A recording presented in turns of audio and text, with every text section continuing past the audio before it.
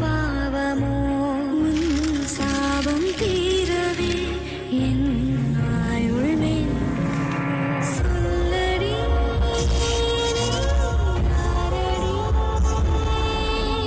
யாரடி மோகினி.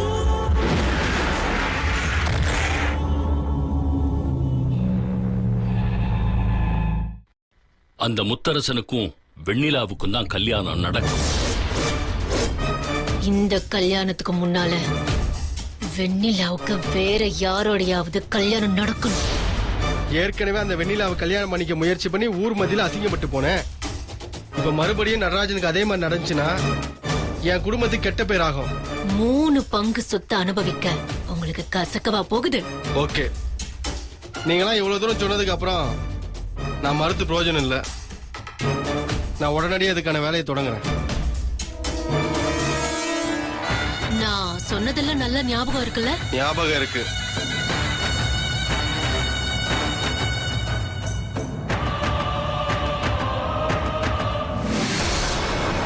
தினரசு ரொம்ப யோசிக்கிறான்.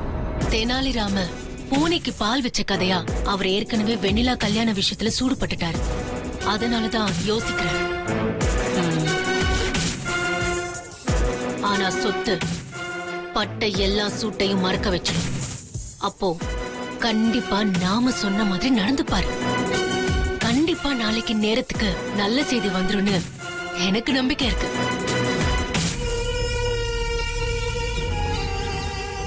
சரி, எங்கள் மட்டும் இல்லைங்க, கட்டட செலவு நானே ஏத்துக்கிறேன். ரொம்ப நன்றி சார். நல்ல விஷயத்தை கேட்குறீங்க, உங்களுக்கு உதவாம அப்புறம் ஒரே நிமிஷம் பேசுங்க சார். ஹலோ, சொல்லு சித்தி. முத்தரசு, நீ உடனே கிளம்பி வீட்டுக்கு வாப்பா. என்ன விஷயம் சித்தி? உடனே வாப்பா, இங்க ஒரு பிரச்சனை ஆயிடுச்சு. சீக்கிரமா கிளம்பி வா. பிரச்சனையா? என்ன பிரச்சனை? இதெல்லாம் போன்ல சொல்ல முடியாதுப்பா, நேர்ல பேசினாதான் சரியா வரும். நீ உடனே கிளம்பி வீட்டுக்கு வாப்பா. சரி சரி, நான் வரேன், உடனே வரேன். நான் பாத்துக்கிறேன் சார், நான் சொன்ன மாதிரி பண்ணிடுறேன். சரிங்க சார். நீங்க மேனேஜரை பார்த்து உங்க நம்பர் கொடுத்து கொடுத்து வரேன் சார். ஓகே.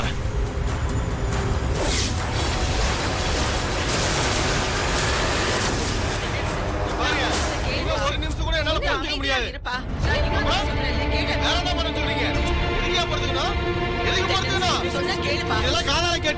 என் கை பூ பறிச்சிருக்கேன்னு நினைச்சியா? கோவப்படாதப்பா. பொண்டாட்டிய வச்சு காப்பாத துப்பு இல்ல. நீங்க என்ன ஜென்மம்? மரியாதை கொடுத்து மரியாதை வாங்க தென்னரசு. சொந்த மகளா நான் பார்க்க மாட்டேன், புரியுதா? ஒழுங்கா பேசுங்க. கோவப்படாதீங்க. கை வைக்க வேணாம் சொல்லிட்டு இருக்கேன். பாப்பமே கை வச்சிரு. விடுப்பா. எப்படி போறோம் பாத்தியா? என்ன? இல்லையா?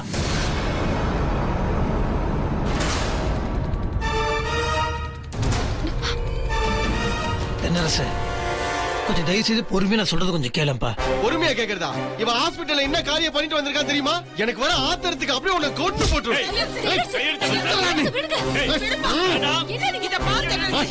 நீ பண்றது கொஞ்சம் கூட நல்லா இல்ல.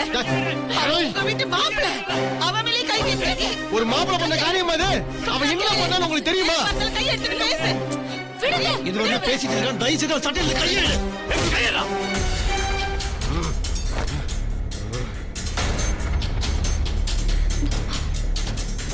உனக்காக தான் நான் இவ்வளவு தூரம் பொறுமையா இருக்க முத்தரசு.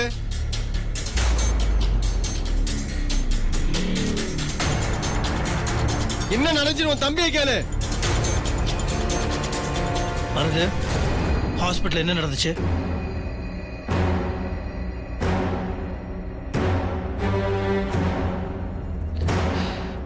தென்னரசு, தயவு செய்து புதிர் போடாம நீ எந்த விஷயத்த சொல்லு. மருது ஹாஸ்பிட்டல்ல வச்சு கலையை கொல்ல பாத்திருக்கான்.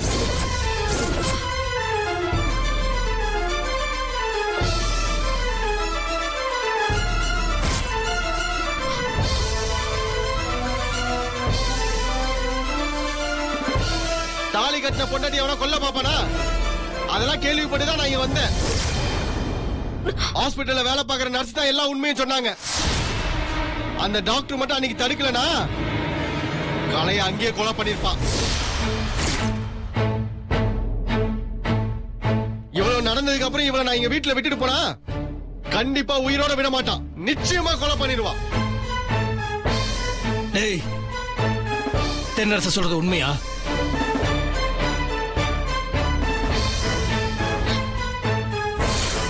விஷயம் தெரிஞ்சதுனாலதான் கலையை எங்க வீட்டுக்கு கூட்டிட்டு போலான்னு வந்தேன். ஆனா இவன் விட மாட்டான். ஹாஸ்பிட்டல் நிறைவேறாம போனத வீட்டுல நிறைவேற்றலான்னு பாக்குறானா? கலை இங்க இருந்தானா கண்டிப்பா இவன் கொன்றுவான். கலையை நான் கூட்டிட்டு போயே தீருவேன். நீ தான் என் கூட அனுப்பி வைக்கணும் முத்தரசு. கலை இங்க இருந்து அனுப்ப முடியாது. அவ இங்கதான் இருக்கணும். வருது. தென்னரசு சொல்றது உண்மையாடா?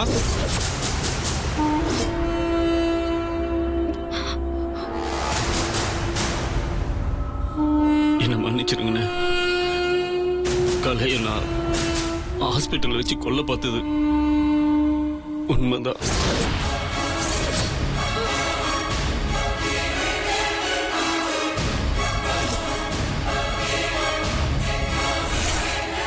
என்னடா மருது சொல்ற?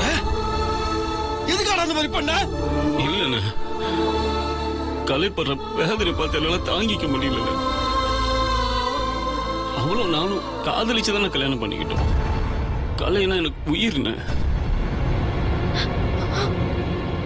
என்னதான் நான் அவளை சண்டை போட்டுக்கிட்டாலும் அப்புறம் ரூமுக்குள்ள போய் நான் மன்னிப்பு கேட்டுருவேன்னு. எனக்கு அவளை விட்டா வேற யாருன்னு இருக்கா? இப்போ அவ கிழிச்ச நார் மாதிரி கிடக்குறா. எந்த வித உணர்வும் இல்லை. முடியலண்ணே, அவளை இந்த கோலத்துல பார்க்க எனக்கு சுத்தமா மனசே வரலண்ணே. அவளுக்கு விடுதலை கொடுத்து அனுப்பிடலான்னு எனக்கு தோணுச்சு.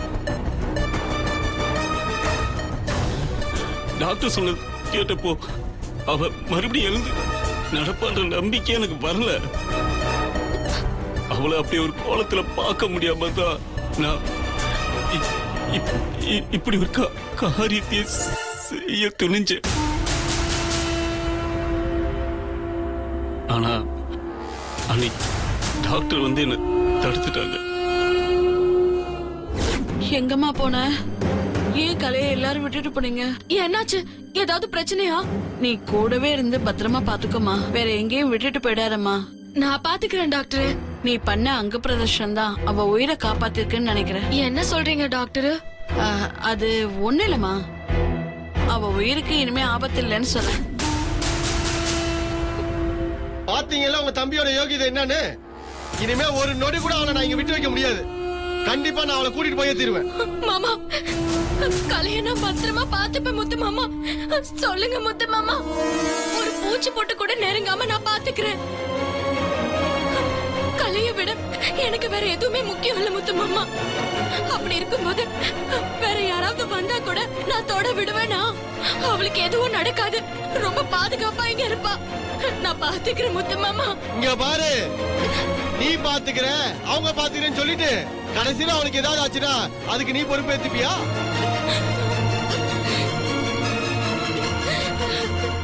அதெல்லாம் முடியாது. நான் இப்ப கூட்டிட்டு போயே தீருவேன். இல்லையா ஊரு பஞ்சாயத்தை கூட்டுவேன். அங்க வச்சு மருதுதான் கொலை பண்ண பார்த்தானே அங்க சொல்றேன். அப்புறம் ஊருக்காரங்களே தீர்ப்பு சொல்லட்டும். ஊருக்காரங்களே பேசி கலையை எங்க வீட்டுக்கு அனுப்பி வைக்கட்டும். என் பேச்சுக்கு மரியாதை இல்லாத வீட்டுல எனக்கு என்ன வேலை? நான் புறப்படுறேன். தென்னரசு, தென்னரசு,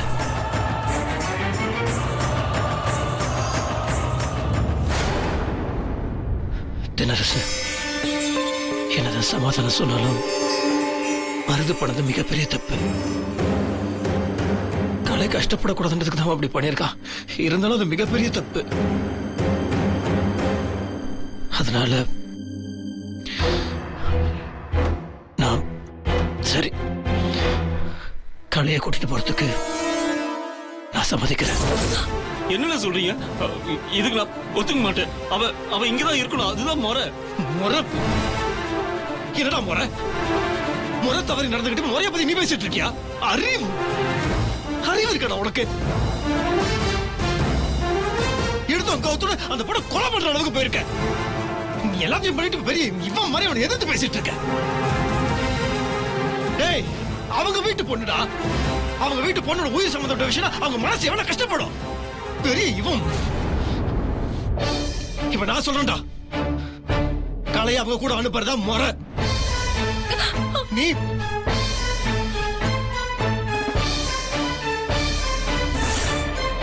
இத பார்த்து நரசு, நீ கலையை கூட்டிட்டு போலாம்.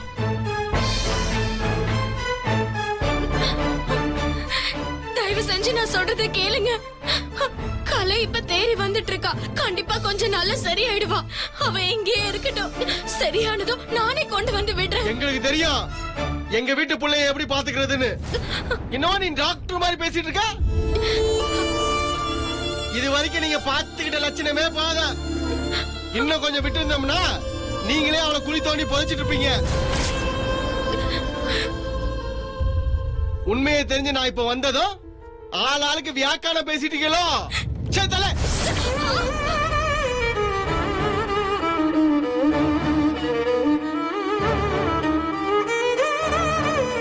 முத்து மாமா சொல்லுங்க மாமா. வெண்ணிலா நீ கொஞ்சம் அமைதியா இரு வெண்ணிலா. நான் விட மாட்டேன். கலை எனக்கு வேணும். வெண்ணிலா கையேடு இல்ல மரியாதை கெட்டு போயிடும்.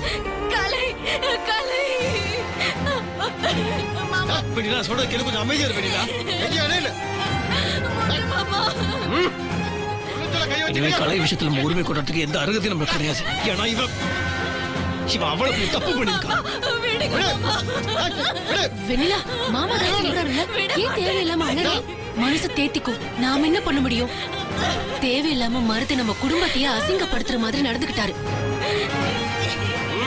மருது பண்ண தப்புக்கு தண்டனை உனக்கு கிடைச்சிருக்கு. என்ன பண்றதுன்னு ஒண்ணும் புரியல. உனக்கு ஆறுதல் சொல்றதை தவிர வேற வழியே இல்ல வெண்ணிலா. விடு. சொன்ன கேளு. வெண்ணிலா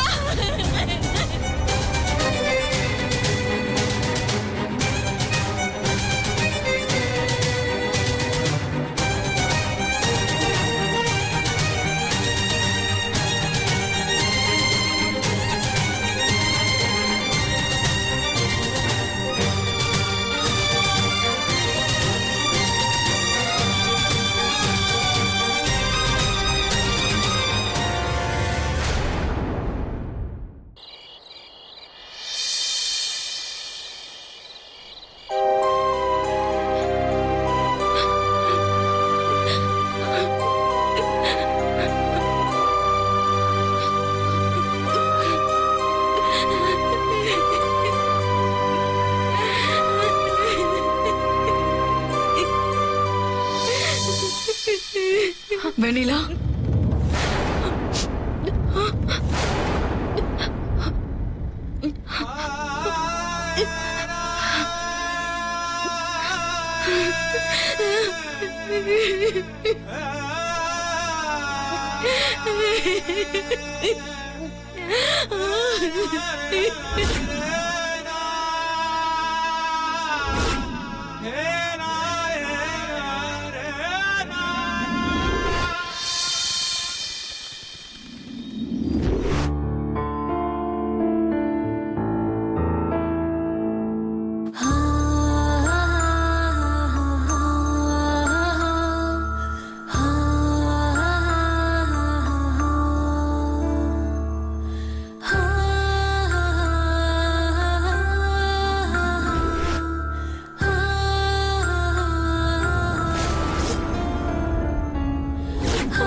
இல்லாட்டியும் முத்தரசு மாமா நல்லா இருக்கணும். அவருக்கு எதிர்காலத்துல எந்த பிரச்சனையும் வரக்கூடாதுன்னு நீ நினைச்சீனா மாமா கிட்ட வந்து சொல்லு. சம்மதிக்கிறேன். முதல்ல கற்பூரத்தை போடு கலை.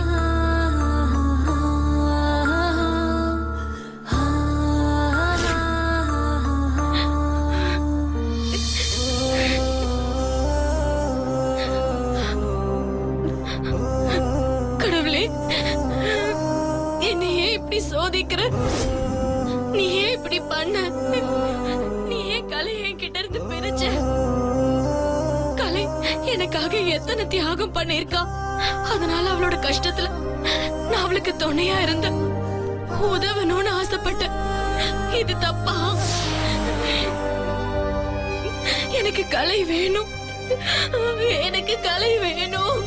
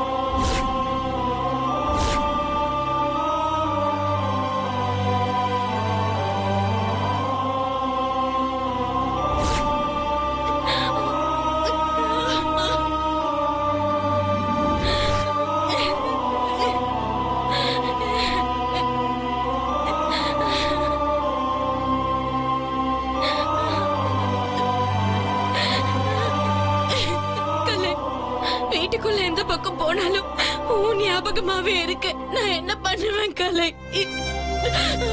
நம்மள பிரிச்சுட்டாங்களே கலை. நான் தான் உன்னை நல்லா பாத்துக்கிறேன்னு சொன்னேன்ல. அப்புறம் ஏன் கலை உன்னை கூட்டிட்டு போனாங்க? ரொம்ப கஷ்டமா இருக்குது கலை. உன்னை பார்க்கணும் போல இருக்குது கலை. நான் என்ன பண்ணுவேன் கலை?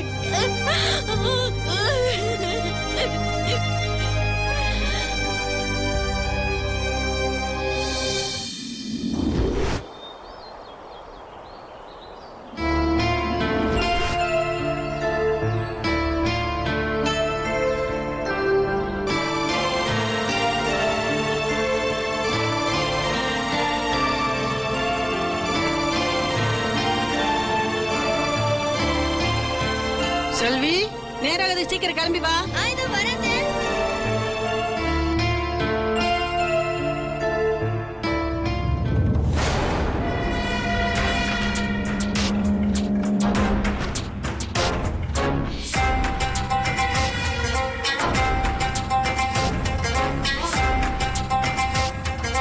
என்ன விஷயம்?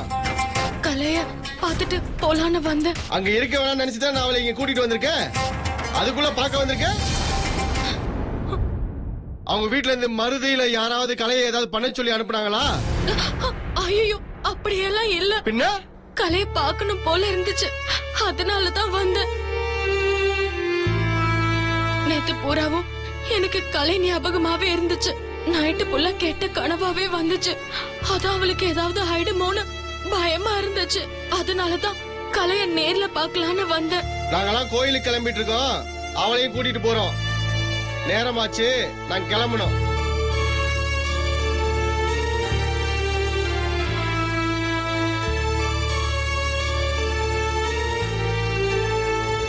இந்தா, போ, போய் சீக்கிரம் பார்த்துட்டு கிளம்பு.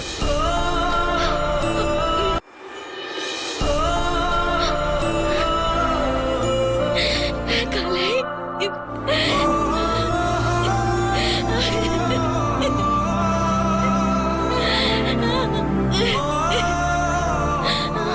கலை, நான் வெண்ணிலா வந்திருக்கேன் கலை. வெண்ணிலா வந்திருக்கேன். எப்படி இருக்க கலை? நீ இல்லாம அந்த வீடு வீடாவே இல்ல கலை. அந்த வீட்டுக்குள்ள எங்க போனாலும் நீ நடந்தது, பேசினது, சிரிச்சது எல்லாம் என் ஞாபகத்துக்கு வருது. ஆனா உனக்குதான் என் ஞாபகமே இல்ல. ஏன் கலை? இப்ப எதுவுமே பேசாம எல்லாத்தையும் மறந்து இந்த சேர்ல உட்கார்ந்துட்டு இருக்கிய கலை. ஏன் கலை இப்படி பண்ற? எழுந்துரு கலை. நான் பேசுறதெல்லாம் உனக்கு கேட்கும் புரியும்னு எனக்கு தெரியுது. ஆனா எதுவுமே கண்டுக்காம இப்படி இருக்கிய கலை. உனக்கு எஞ்சி கேட்டுக்கிறேன், தயவு செஞ்சு மறுபடியும் பழைய மாதிரி ஆகு கலை. எனக்கு திரும்பவும் நீ பழைய மாதிரி வேணும் கலை. வேணும் கலை, வேணும் கலை. எழுந்துரு, எழுந்துரு கலை. சரி சரி, போ, நேரம் ஆச்சு.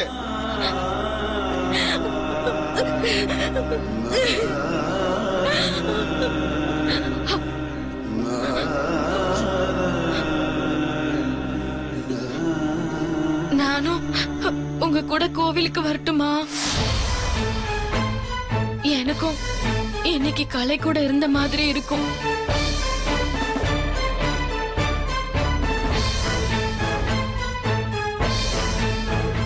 சரி சரி, அவளை வரட்டும்.